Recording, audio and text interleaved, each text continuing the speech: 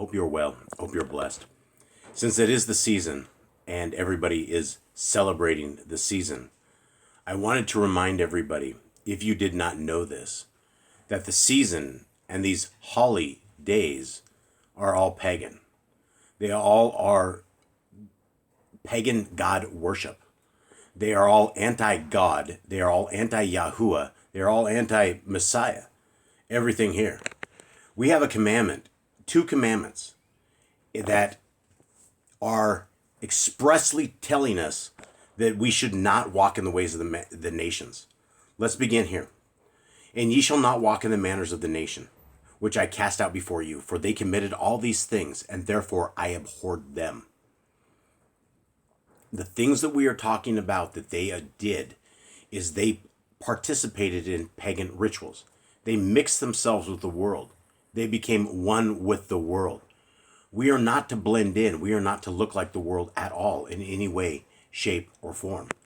Now, let us go over the second verse. When you are come into the land which Yahuwah Eloheka gives you, you shall not learn to do after the abominations of those nations. Deuteronomy 18:9. When you learn these outside parts of the nations, when you are participating in what the world participates, it is a form of satanic witchcraft. It is a form of pagan God worship. You may think and you may say in your heart that you are just worshiping the birth of Messiah Jesus, which isn't his name. There were no J's in Hebrew. His name is Messiah Yahushua. It's like Joshua with a Y. The letter wasn't invented until the year 1524. So what do we make of this? Well, let's continue on. Let's learn a little bit more about this. Now, I would rarely ever go to the History Channel or the history.com for anything, and I think it's part of the History Channel. It looks like the same logo. But what you're looking at right here is you're looking at crazy festivities, right? You're looking at people that are probably not of sober minds, and you're looking at some sort of idols, and you're looking at all sorts of stuff. This is called Saturnalia. Saturnalia, held in mid-December, is an ancient Roman pagan festival honoring the agriculture god Saturn. Because of when the holiday occurred, near the winter solstice, Saturnalia celebrations are the source of many of the traditions we now associate with Christmas, such as wreaths, candles, feasting, and gift giving, right? All of those, pagan, pagan, pagan. If you are celebrating and you are doing pagan stuff, that makes you a pagan. You may be okay with this. It also makes you a Gentile. You should not be okay with this, but maybe you are. Let's continue on. What is Saturnalia? Saturnalia, the most popular holiday on the ancient Roman calendar, derived from older farming-related rituals of midwinter and the winter solstice, especially the practice of offering gifts or sacrifices to the gods during the winter sowing season. The pagan celebration of Saturn, the Roman god of agriculture and time, began as a single day, but by the late Republic, 133 to 31 BC, it had expanded to a week-long festival beginning December 17th. On the Julian calendar, which the Romans used at the time, the winter solstice fell on December 25th. Okay, the winter solstice. How the Romans celebrated Saturnalia. During Saturnalia, work and businesses came to a halt. Schools and courts of law closed, and the normal social patterns were suspended. People decorated their homes with wreaths and other greenery, and shed their traditional togas in favor of colorful clothes known as synthesis. Even enslaved people did not have to work during Saturnalia, but were allowed to participate in the festivities. In some cases, they sat at the head of the table while their masters served them. Instead of working, Romans spent Saturnalia gambling, singing, playing music, feasting, socializing, and giving each other gifts. Wax taper candles were called ceri, were common gifts during Saturnalia to signify light returning after the solstice. On the last day of Saturnalia, celebrations known as Sigillaria, many Romans gave their friends and loved ones one small terracotta figures known as Signillaria, which may have referred back to older celebrations involving human sacrifice. The gift giving comes from human sacrifice. Saturnalia was by far the jolliest Roman holiday. The Roman poet Catullus famously described it as the best of times. So riotous were the festivities that the Roman author Pliny reportedly built a soundproof room so that he could work during the raucous celebrations. The Temple of Saturn and other Saturnalia customs. Constructed in the 4th century AD to replace an earlier temple, the Temple of Saturn in Rome served as a ceremonial center of later Saturnalia celebrations. On the first day of the festivities, a young pig often would be sacrificed, publicly sacrificed at the temple, which was located in the northwest corner of the Roman Forum. The cult statue of Saturn in the temple traditionally had woolen bonds tied around his feet, but during Saturnalia, these bonds were loosened to symbolize the god's liberation. In many Roman households, a mock king was chosen, the Saturnaliicius Princeps, or leader of Saturnalia, sometimes also called the Lord of Misrule, usually a lowlier member of the household. This figure was responsible for making mischief during the celebrations, insulting guests, wearing crazy clothing, chasing women and girls, etc. The idea was that he ruled over chaos, rather than the normal Roman order. The common holiday custom of hiding coins or other small objects and cakes is one of the many dating back to Saturnalia, as this was a method of choosing the mock king. How Saturnalia led to Christmas. Thanks to the Roman Empire's conquests in Britain and the rest of Europe from the 2nd century BC to the 4th century AD and their suppression of older seasonal rites practiced by the Celts and other groups, today's Western cultures derive many of their traditional celebrations of midwinter from Saturnalia. The Christian holiday of Christmas especially owes many of its traditions to the ancient Roman festival, including the time of year Christmas is celebrated. The Bible does not give a date for Jesus' birth. In fact, some theologians have concluded he was probably born in spring, as suggested by references to shepherds and sheep in the nativity story. Yes, September 11th, Yom Teruah, that is when our Messiah was born. But by the 4th century AD, Western Christian churches settled on celebrating Christmas on December 25th, which allowed them to incorporate the holiday with Saturnalia and other pagan midwinter traditions. Is Christmas a pagan holiday? Pagans and Christians all coexisted, though not always happily, during this period, and this likely represented an effort to convince the remaining pagan Romans to accept Christianity as Rome's official religion.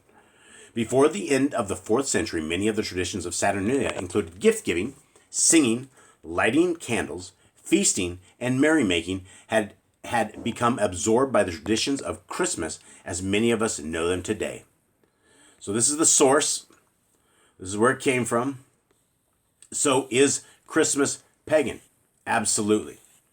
If you're celebrating it and you believe that you're celebrating it and you're celebrating the birth of our Messiah, you are violating Deuteronomy 4:2. Deuteronomy 4:2 says we should not add or take away from the Torah. We have feasts. We have set apart times. We have times that we are to celebrate. We have Passover. We have Sukkot. We have many times that our Creator has told us to get together and to feast and to do things. And sometimes it's not a feast. Sometimes it's a fast. But if you are celebrating these outside of what our Creator tells us to celebrate, you are doing what the pagans do.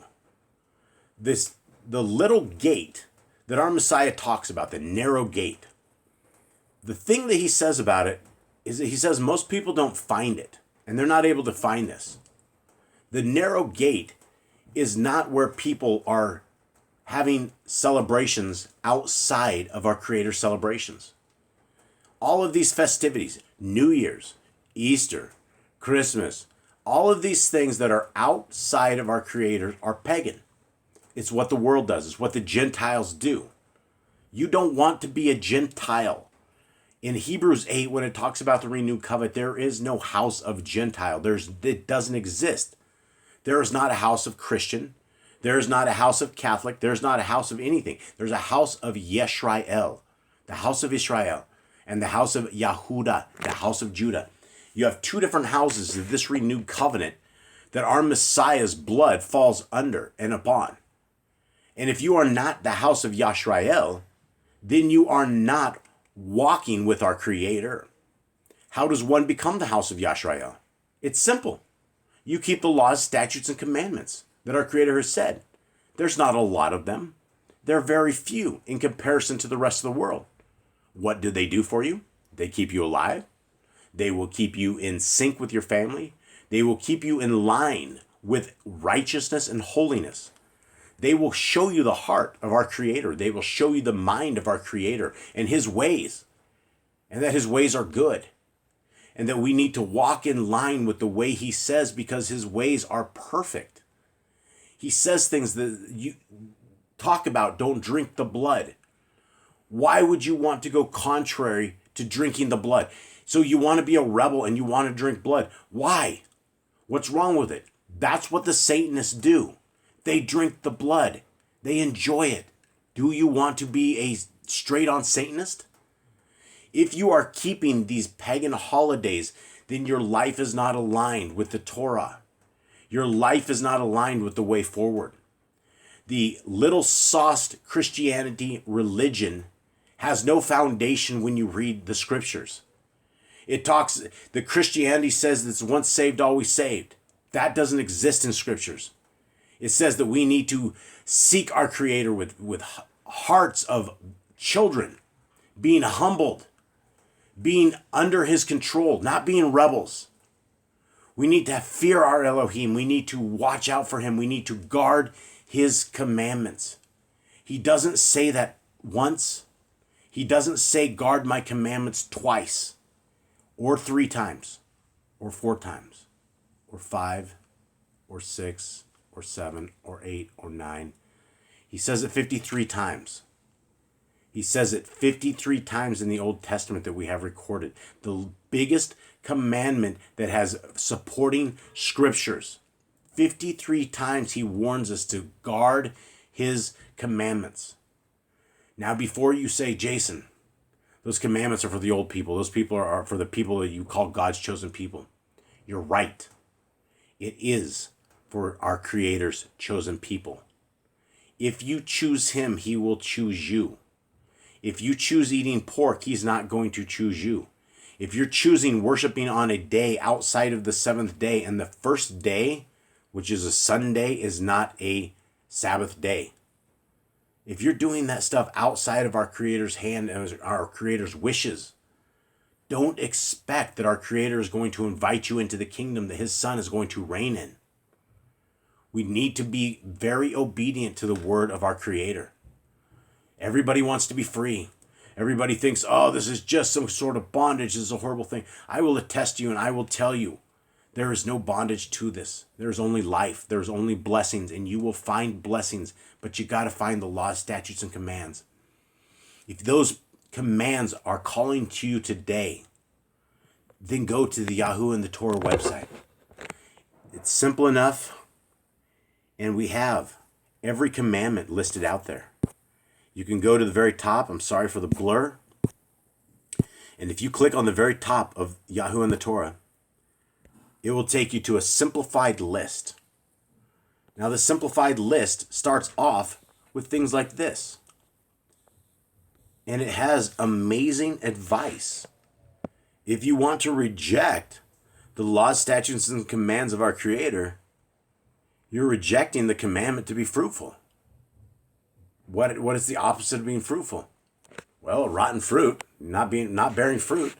We know that every tree that does not bear fruit has an axe at the base of it and will be cut down and it will be burned. We're here to produce fruit. Should we not multiply? Should we take an abortion? Should we offer our children up on the tables of Moloch? Is that what we should do? That's not what it is. That's not multiplying. What about replenishing the earth? Should we fix the stuff that we destroy? Should we just chop down endless stuff, or do we replenish it? What about man and women should build their own families? Is that bad advice? For certain people, that's going to be bad advice. The people that can't have families, that don't want families, right? Right? Marriage was made with a man and a woman. Anything outside of that is an abomination. It goes against the laws, statutes, and commands of our Creator. Don't eat the blood. We talked about that. Here's the one from 53. 53 times, friends. To guard the laws, statutes, and commands of our Creator. 53 times. And before you say the laws, statutes, and commands are on the cross, Jason, No, they're not. There's not one jot or one tittle of the Torah that will be gone until heaven and earth pass away. That is out of our Messiah's mouth. He says those who practice Torahlessness or iniquity will be told to depart from him. Our Messiah will tell people those words. Are you wanting to hear those words? Do you even care? If you don't care, that's okay. Move on. Enjoy your best life now, because this is the best you're ever going to get. But for those who are protecting their soul and those who are seeking the kingdom, those who are seeking our Creator, there's a path to walk. And is lined with beautiful Torah commands, is lined with beautiful things that will enhance your life. It's the best I can do, is show you guys the way forward. Much love to everybody out there. Run away. Run away from Saturnalia. Run away from Christmas. Run away from New Year's. Stay away from it, my friends. Keep yourself pure. Keep yourself away from this world. I love y'all. I'm out.